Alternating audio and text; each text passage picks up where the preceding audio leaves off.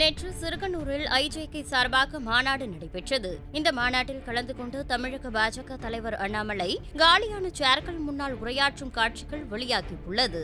அதன் பிறகு மே மாதம் 3வது வாரம் நம்முடைய பாரத பிரதமர் நரேந்திர மோடி அவர்கள் 3வது முறையாக ஆட்சி கட்டளை அமரப் போகின்றார் என்பது நமக்கு தெரியும். அப்படி இருக்கும் பொழுது இந்த மாநாடு 2 விஷயங்களுக்காக நடந்து கொண்டிருக்கிறது. ஒன்று, இந்தியாவில் இருக்கக்கூடிய 543 எம்பியை கொண்டு வந்து ஒரு சேர் போட்டு மேடையில் உட்கார வச்சு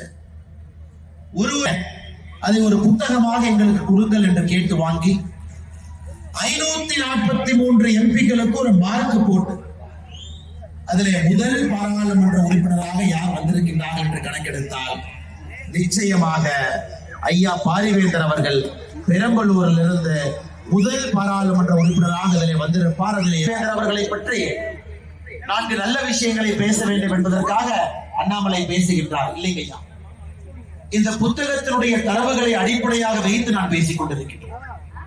இந்த புத்தகம் எத்தனை பேர் முழுதாக படிச்சீங்க தெரியலீங்க ஐயா. இந்த புத்தகத்தை படிச்சீங்கன்னா தெரியும், 5 ஆண்டுகள்ல பாராளுமன்றத்தில் ஐயா பாரிவேந்தர் அவர்கள் எழுப்பியிருக்கக்கூடிய கேள்விகள் 268, பங்கேற்ற விவாதங்கள் 39. செய்திகளை உள்ளது உள்ளபடி தெரிந்து கொள்ள ரெஃப்ளெக்ட் நியூஸை சப்ஸ்கிரைப் பண்ணுங்க.